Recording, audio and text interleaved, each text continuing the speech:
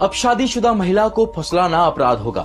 जबरन अननेचुरल यौन संबंध अब क्राइम की कैटेगरी में नहीं आएगा। साथ ही महिलाओं, बच्चों और जानवरों से जुड़ी हिंसा पर सख्त सजा होगी। घर बैठे ही आप एफआईआर दर्ज कर पाएंगे। ये सारे बदलाव देश में आज यानी 1 जुलाई से नए क्रिमिनल कानून के तहत लागू हो चुके हैं। नए क्रिमिनल कानून में किन धाराओं को बदला गया है और क्या कुछ नए प्रावधान जोड़े गए हैं। शॉर्ट इंट्रो से जानते हैं कि देश में पहली बार क्रिमिनल कानून कब और कैसे लागू हुआ था। प्राचीन भारत में कानून व्यवस्था वेदों और रीति रिवाजों से चलती थी।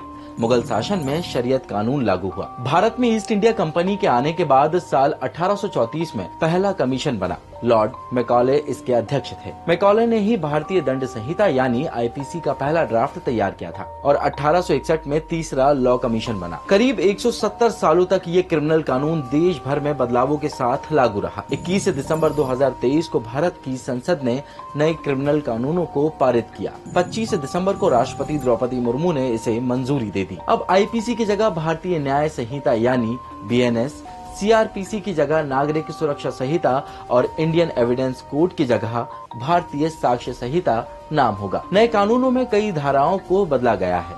इनमें मर्डर के लिए अब 302 की जगह 101, रेप के लिए 375 की जगह 63, ऐसे ही गैंग रेप, दंगे, दहेज हत्या, हत्या का प्रयास, मानहानि, किडनैपिंग, हमला करना जैसे अपराधों की धाराएं भी बदली हैं। नए कानूनों में कुछ जोड़ा तो कुछ हटाया भी गया है। खास तौर से बच्चों और महिलाओं को लेकर बड़े अपडेट किए गए हैं। सबसे पहले बात महिलाओं को लेकर नए कानूनों में 4 बड़े अपडेट की।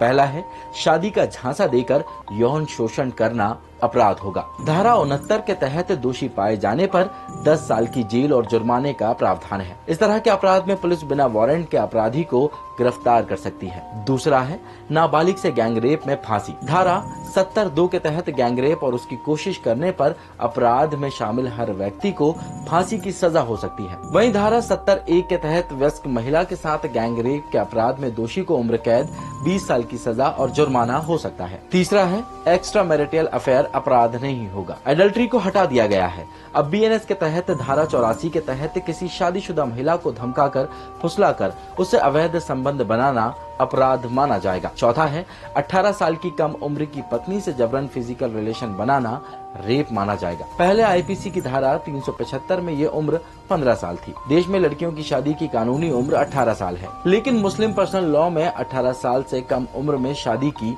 इजाजत है। तो वही नए कानून के तहत बच्चों से जुड़े 2 बड़े बदलाव किए गए हैं। इनमें पहला है, बच्चों की किडनैपिंग के मामले में 7 साल की सजा और जुर्माना दोनों हो सकता है। वहीं बच्चों की खरीद फरोख्त में 7 से 14 साल तक की सजा का प्रावधान है। दूसरा है, मीडिया अब अदालत की इजाजत के बिना यौन अपराधों से जुड़ी हुई कोर्ट कार्रवाई को पब्लिक नहीं कर पाएगी। ऐसा करने पर सजा और जुर्माना दोनों हो सकता है। साथ ही मेडिकल लापरवाही की वजह से मौत होने पर दोषी पाए जाने पर स्टाफ को 5 साल की सजा और डॉक्टर को इन मामलों में 2 साल तक की सजा हो सकती है। हिट एंड रन के मामले में दोषी बिना पुलिस या मजिस्ट्रेट को सूचना दिए बगैर भाग जाता है तो उसे नए कानून के तहत 10 साल तक की जेल और 7 लाख तक का जुर्माना हो सकता है। भारतीय न्याय संहिता में छोटे मोटे अपराध के लिए कम्युनिटी सर्विस का जिक्र किया गया है, जिससे समाज को फायदा होता है। इसके अलावा बीएनएस की धारा 291 के मुताबिक यदि कोई पालतू जानवर किसी व्यक्ति पर अटैक करता है या कोई नुकसान पहुंचाता है तो जानवर के मालिक को 5,000 रुपए का जुर्माना और 6 महीने की जेल की सजा हो सकती है। देश में बढ़ती मॉब लिंचिंग की घटनाओं को देखते हुए बीएनएस की धारा 103(2) के मुताबिक ग्रुप के हर व्यक्ति को फांसी की सजा हो सकती है। मॉब लिंचिंग में उम्र कैद और जुर्माना भी हो सकता है। साथ ही इस बार आतंकवाद को क्रिमिनल कानून में शामिल कर लिया गया है। दोषी पाए जाने पर आरोपी को फांसी और उम्र कैद की सजा हो सकती है। भारतीय नागरिक सुरक्षा संहिता यानी सीआरपीसी के उन बड़े अपडेट्स को अब जानते हैं जो आम लोगों को राहत पहुंचाएंगे। पुलिस स्टेशन जाए बगैर अब आप घर बैठे एफआईआर कर सकेंगे। अब किसी भी पुलिस स्टेशन पर एफआईआर दर्ज करा सकेंगे। केस से जुड़ी हर जानकारी फोन पर मिलेगी। इसके अलावा अरेस्ट होने पर जानकारी देने का प्रावधान भी किया गया है और गंभीर मामलों में फोरेंसिक जांच जरूरी कर दिया गया है। महिलाओं और बच्चों पर अपराध की जांच 2 महीने में ही खत्म करनी होगी। कानूनी मामलों में सबूत बहुत मायने रखते हैं।